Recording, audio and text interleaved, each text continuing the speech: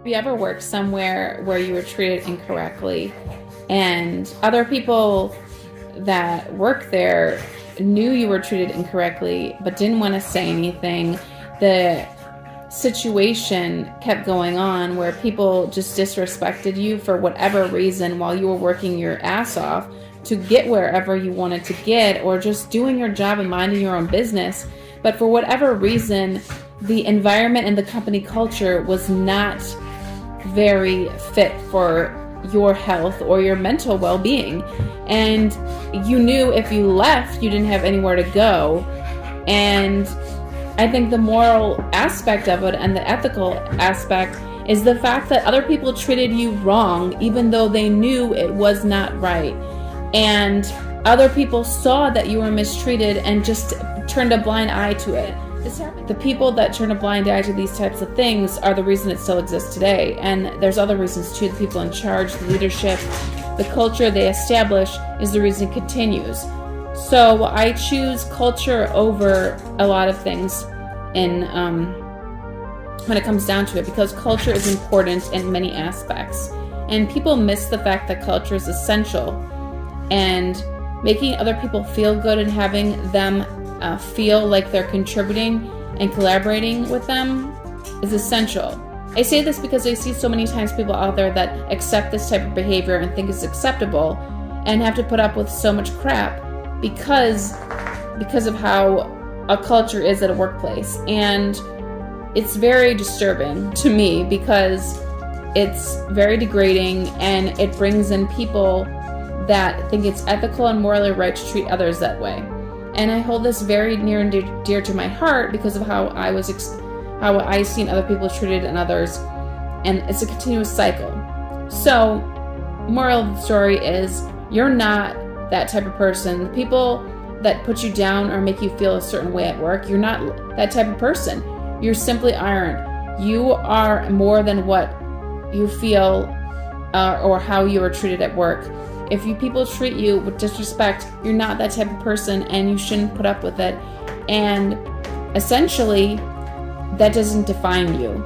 The way that people treat you never defines the type of person that you are. Anyways, I just wanted to share that because lately I've seen a lot of people that get mentally broken because of this situation, and I think if I could become an advocate and let people know that does not define them in any way whatsoever. So don't let that define you. Know that you're better, and look for ways to find within yourself that you are incredible. You are amazing. You are more than what other people think you are. And you don't have to impress those other people. It doesn't matter. There will always be people that are negative or have negative thoughts about you.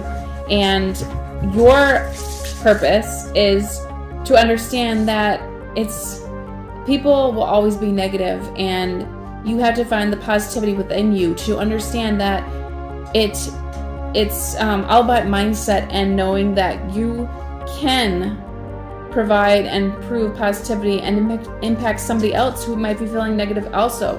One person's remarks can change the view of that person's day 100%. So be the light in the day, or be that light at the end of the tunnel for them, to let them know that positivity is here and other people want the best for them. Be kind. It doesn't cost anything to be kind. So when it comes to these types of situations where you know that you've been treated or disrespected wrong, I feel like the best way to do it is to heal yourself so you don't attract or accept this type of environment again into your life. And the best way that you can heal yourself is to find solace in knowing that you need to show yourself grace. Grace is the best way to get through this type of thing. And grace is meaning that you're showing yourself grace, meaning you know that there's errors and the world isn't perfect. So showing yourself this type of grace and giving yourself the inner peace to know that you need to let it go and you need to leave it in the past really is a huge aspect in being able to move on. If you do not accept and revisit this type of moment or feeling you have, it's not going to go away, and you will keep revisiting this idea. It's kind of crazy because I've had it happen to me where I I wasn't ready to let it go. I really wasn't. I wasn't ready to move on. And I really truly found meditation, even though I was going to yoga and I was like, yes, I'm meditating. I wasn't ready to revisit my childhood or any of my past issues, because I didn't understand that if I revisited it and accepted these feelings, that I would be able to move on. And so when I did accept it, it was life-changing. Honestly, I said, you know, I'm going to say no to this type of thing. I know that I don't want this in my life. I don't want this type of environment, this type of culture. I'm not going to just accept anything in my life. I'm going to set boundaries. And that's a huge thing. Setting boundaries and knowing that this is the type of thing I'm looking for will allow another door to open for things that you want in your life that will be beneficial.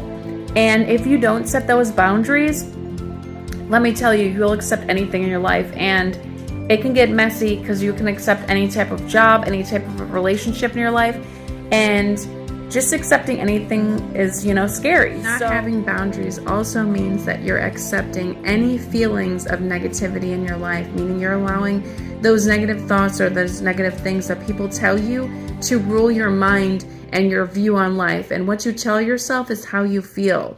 So establishing those boundaries is really essential. Scary. So when you accept and move on past trauma or past whatever and forgive that person or that incident or whatever happened, it allows you to open the door to see what's going on. And it's life-changing, I'm not gonna lie. So when I do yoga and meditation and pray, prayer is a huge thing, and ask God for forgiveness or be able to move on past it. You're forgiving that even though you're forgiven and accepting that moment's in the past, and you're moving on and living in the present, and that makes a huge difference.